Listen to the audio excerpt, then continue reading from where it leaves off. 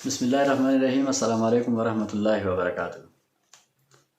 آج میں یہ ویڈیو بنا رہا ہوں، معلوماتی ویڈیو ہے نکاح نامہ بنانے کے بارے میں۔ نکاح نامہ کیسے بنتا ہے، کہاں سے بنتا ہے، کتنی اس کی فیس ہوتی ہے، نکاح نامے کے اقسام کتنے ہوتے ہیں۔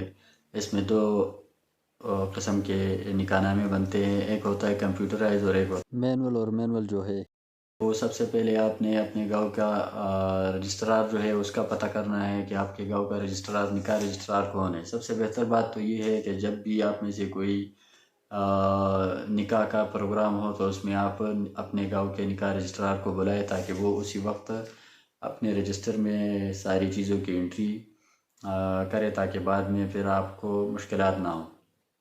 لیکن اگر آپ نے نکاح کے وقت صرف مولوی کو لا کے نکاح کرایا ہو تو اس کے بعد بھی نکاح رجسٹرار سے آپ مینول جو نکاح نامہ ہے جو یونین کونسل کی طرف سے جاری کیا جاتا ہے، اس کے میرے پاس سیمپل بھی ہیں، میں آپ کو دکھا دوں گا۔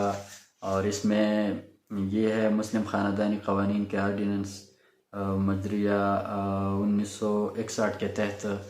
یہ 3 پیجز پہ مشتمل ہوتا ہے۔ آپ یہاں پہ اسکرین پہ دیکھ سکتے ہیں، اس قسم کا ایک پیج ہوتا ہے، اس پہ پورے معلومات ہوتے ہیں۔ سب سے پہلے اس میں اس کا سب سے اوپر سیریل نمبر لکھا ہوا ہوتا ہے فارم کا۔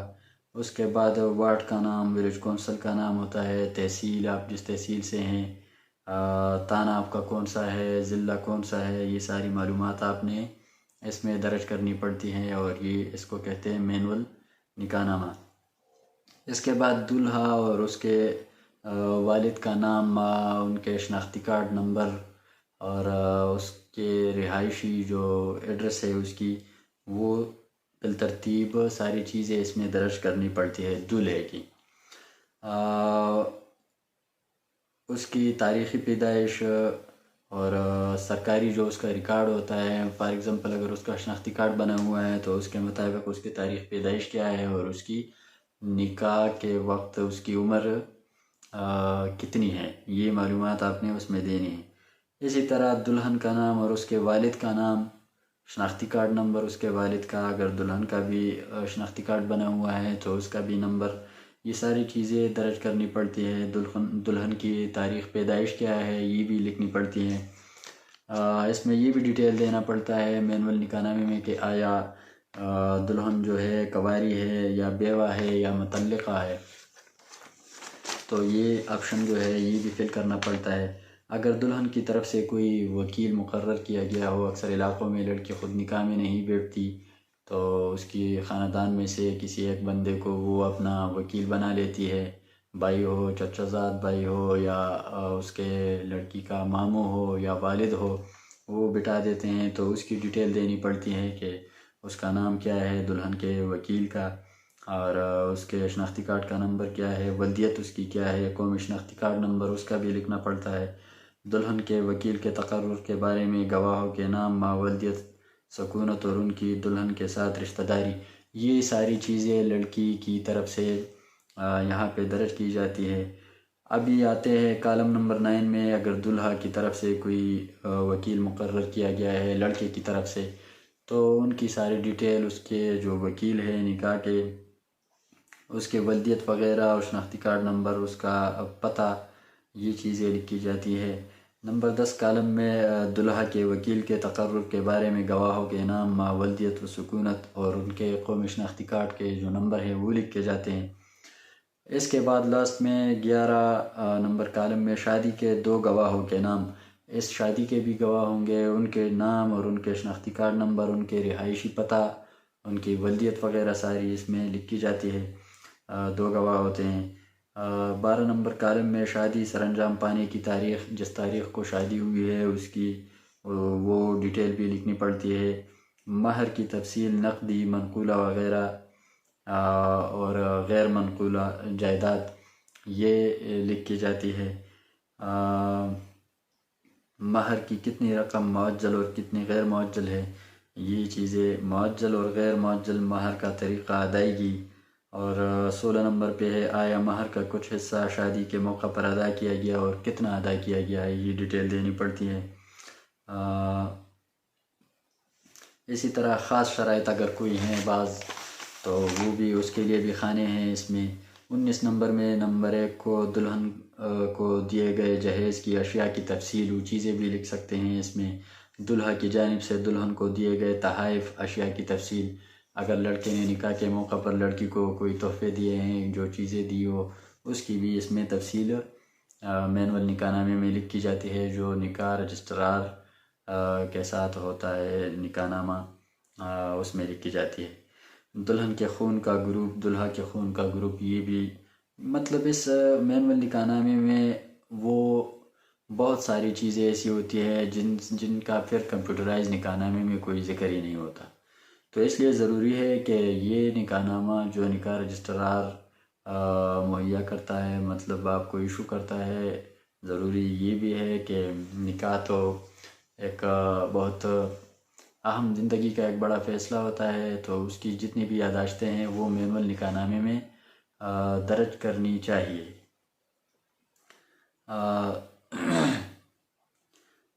23 نمبر ایک خانہ ہے، اس میں کالم نمبر 23 شادی کے بعد دلہن کا نام، تو نام بھی چینج کر سکتے ہیں، اور اس کی بھی ذکر یہاں پہ کی جا سکتی ہے کہ شادی کے بعد لڑکی کا دلہن کا یہ نام رکھ دیا گیا۔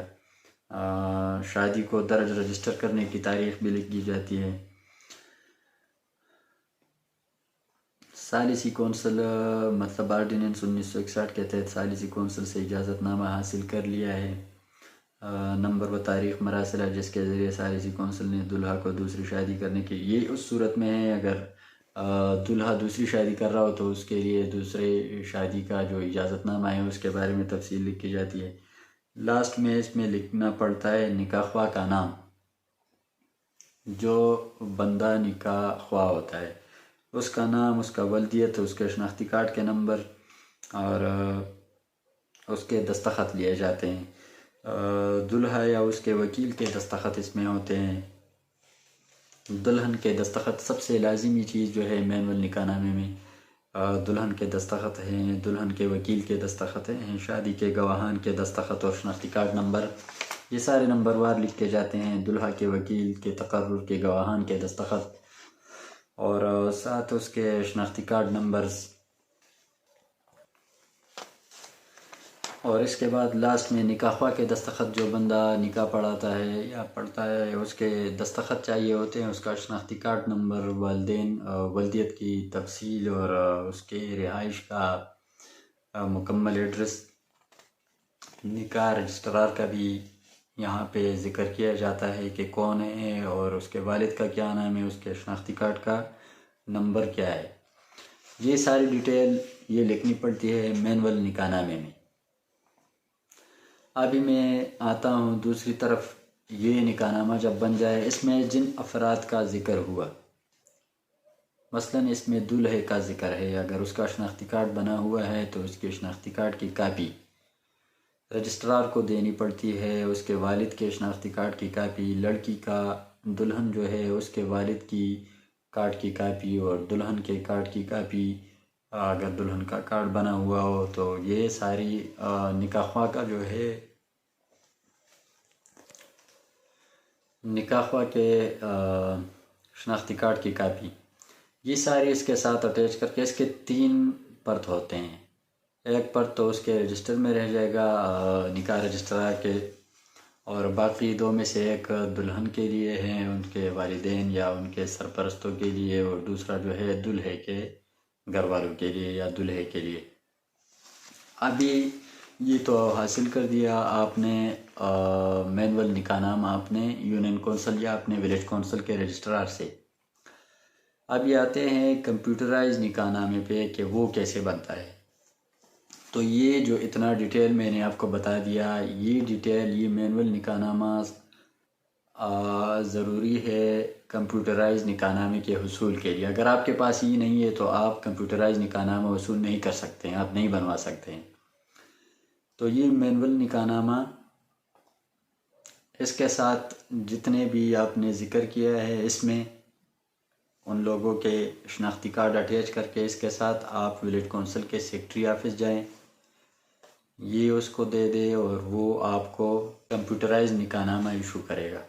کمپیوٹرائز نکاح نامہ آپ کو 2 دن میں ایشو ہوگا۔